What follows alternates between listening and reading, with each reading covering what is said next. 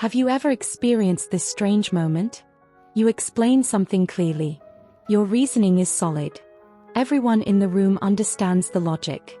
And yet, when the final decision is made, the outcome completely ignores what you said.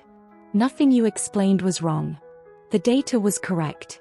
Your reasoning was sound. But somehow the decision had already been made. That moment has a structure. And once you understand that structure, you will start to recognize something surprising. Many decisions are quietly shaped before the discussion even begins. My name is Grace, Trinity English Scholar. Today we are decoding a powerful concept inside the Cultural Decoder series. Epistemic capture, the architecture that often determines decisions long before anyone votes.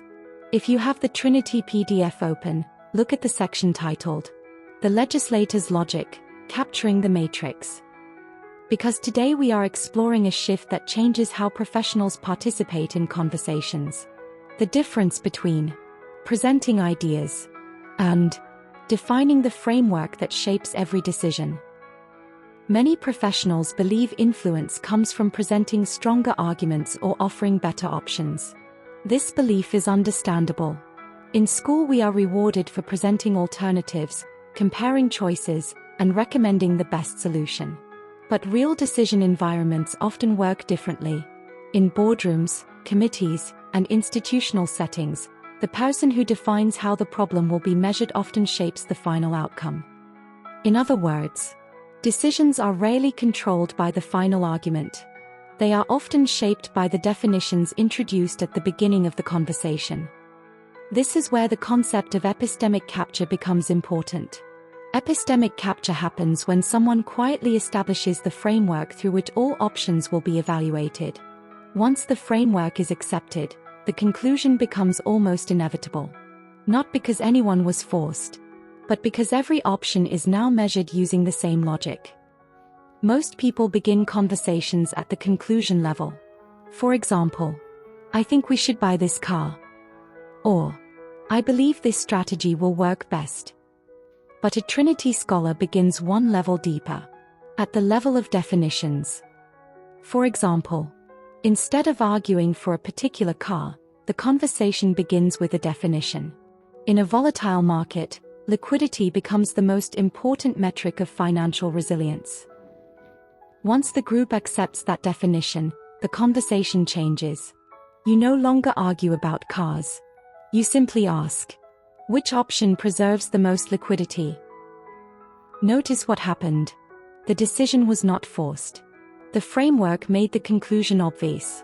This is why the Trinity framework emphasizes removing preference language such as, I want, I feel, I think, and replacing it with structural language such as, the architecture requires, the metric indicates, the framework prioritizes.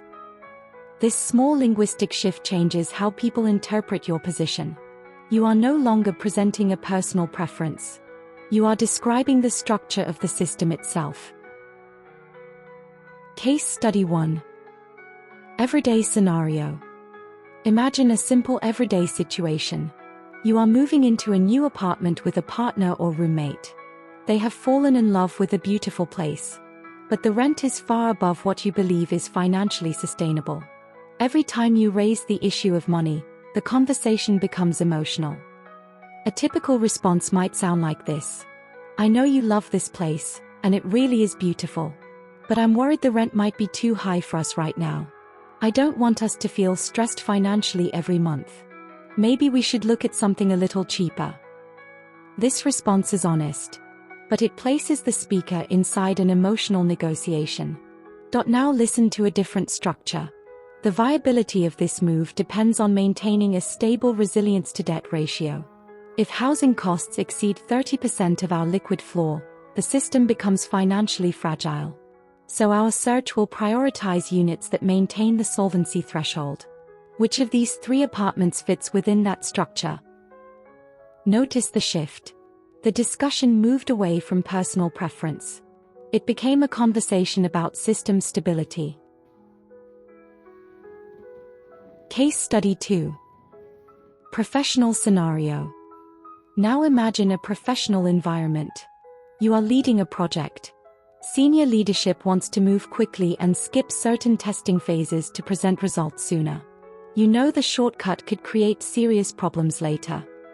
A typical response might be, "I think we might be moving a little too fast. If we skip testing, we could face issues down the road. Maybe we should slow down slightly and take a more balanced approach." This sounds reasonable, but it frames the issue as a difference of opinion. Now listen to the structural version. The current proposal introduces a high-variance shortcut into our scaling architecture. Speed becomes a vanity metric if the output cannot be reliably recovered. For this reason, success should be measured by architectural integrity, not calendar speed. A staged deployment protects the long-term stability of the system. Notice the difference. The conversation is no longer about whether someone prefers speed or caution. It becomes a discussion about system reliability. Case Study 3. Crisis Scenario. Consider a more intense situation. You are involved in a dispute or formal review. The opposing side highlights a small technical mistake in your documentation. They try to use that detail to undermine your entire argument. A typical response might sound defensive. "That's just a minor error. It doesn't change the overall issue we are discussing." But a structural response sounds different.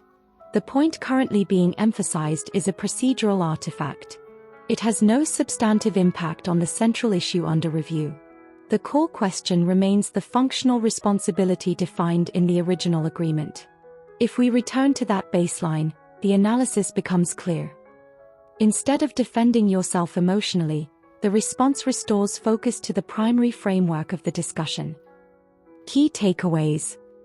The most important insight from epistemic capture is simple. The person who defines how a decision will be evaluated often shapes the outcome. Arguments operate inside frameworks. Frameworks operate inside definitions. And definitions determine which conclusions appear logical. For professionals, the lesson is not about controlling conversations. It is about understanding how decision structures actually operate. When you define the evaluation criteria early, discussions become clearer, more rational, and easier for groups to navigate. Homework. This week, try a small experiment in a low-stakes environment. Before discussing options, introduce a simple framework. For example, "Since we want to stay productive tonight, we should choose food that keeps energy stable rather than heavy." By defining the goal first, the choice becomes easier for everyone involved. Observe how people respond when the criteria of evaluation are established early. You may notice that decisions become smoother and less argumentative.